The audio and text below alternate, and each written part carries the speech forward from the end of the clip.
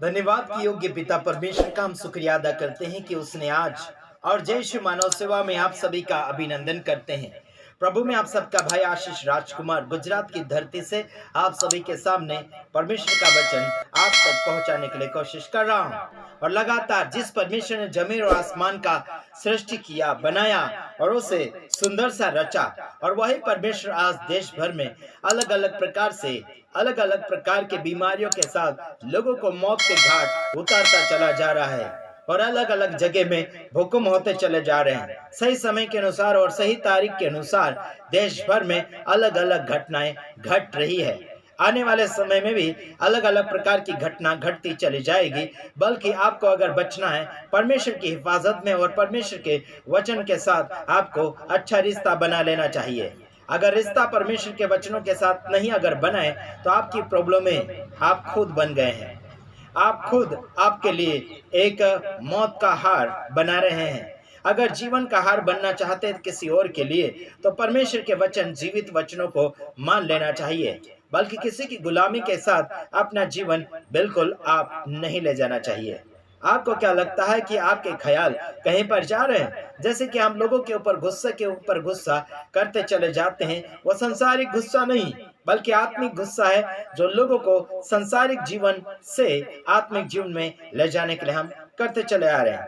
जैसे कि इफिसियों 4:26 में लिखा गया है, गुस्सा तो करो, यानी कि क्रोध तो करो पर पाप मत करो, सूर्यास्त होने तक तुम्हारा क्रोध न रहे। मतलब यहाँ पर लिखा है क्रोध तो करो परंतु पाप मत करो। मतलब गुस्सा करने का अलाउंस दिया गया, बल्कि फालतू गुस्सा नहीं, जहां वहां छोटी मोटी बातों में गुस्सा करना ये अच्छी बात नहीं है, बल्कि आपको बिना गुस्से के साथ रहना चाहिए। अगर गुस्सा करते हैं तो सुधारा का गुस्सा होना चाहिए, जिसमें पाप नहीं होना चाहिए। समझ आ रहा कि नहीं आ रहा? गुस्से में आपका पाप प्रकट नहीं होना चाहिए। आपको पाप से दूर रहकर गुस्सा करना चाहिए, वो भी आत्मिक सुधार के लिए होना चाहिए।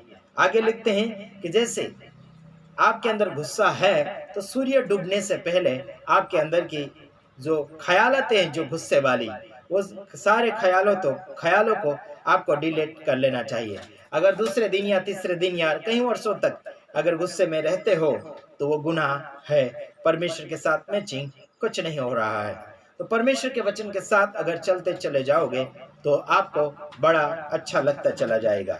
अगला वचन हम देख रहे हैं, जैसे कि इफिसियों 4:31 में लिखा गया है, और परमेश्वर के पवित्र आत्मा को शोकित मत करो, जिससे तुम पर छुटकारे के दिन के लिए छाप दी गई है। यानी कि परमेश्वर के आत्मा को दुखी नहीं करना चाहिए, उसे ठेस नहीं पहुंचाना चाहिए, उसे नाराज नहीं करना चाहिए। आपको और मुझे उस दिन के लिए दिया गया है ना?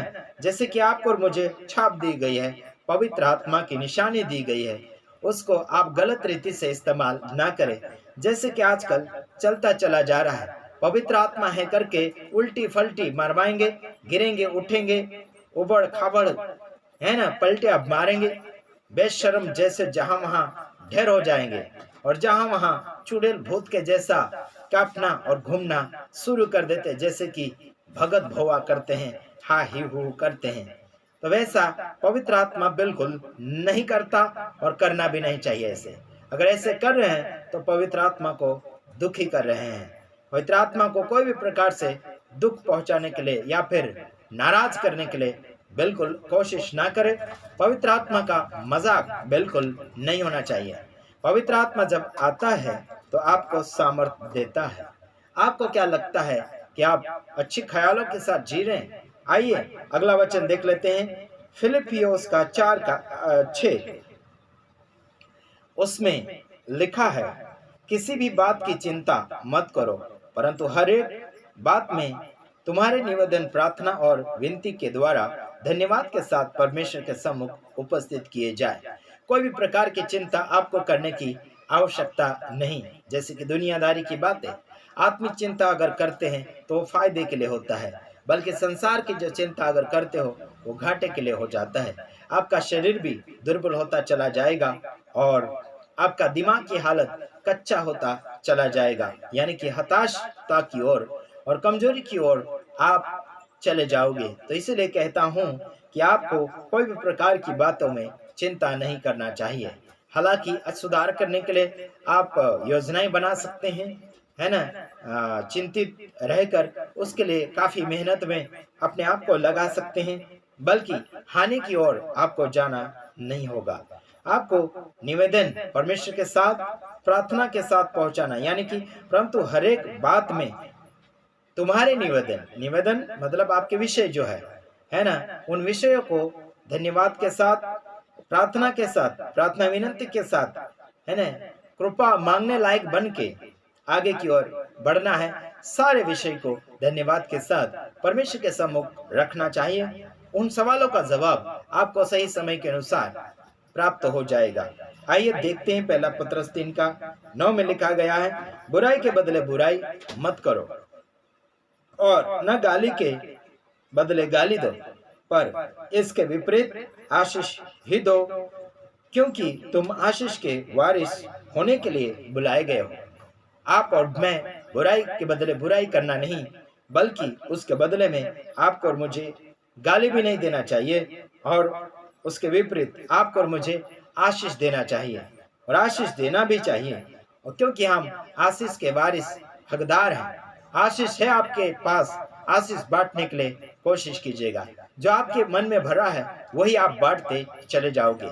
बुरा भरा होगा तो बुरा बांटोगे, और सही भरा होगा तो सही आप बांटते चले जाओगे। आप चिंतित है तो चिंता बांटोगे, आप खुश है तो खुशियां बांटोगे, आप दुखी है तो दुख बांटोगे, आप धनी है तो धन बांटोगे, आप भले व्यक्ति है तो भलाई करते रहेंगे।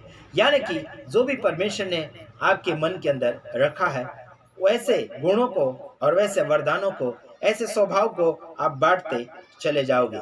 जिसने जो रखा है वही सामने की ओर प्रकट होता चला जा रहा है। आप जगत भर में देखते चले जाओ, मेरे वीडियो का काफी लोग नफरत करते हैं और साथ ही साथ जलन भी करते हैं। उन सभी का धन्यवादी हूँ। परमेश्वर तुम्हें बहुत ऐसे आशीष दे।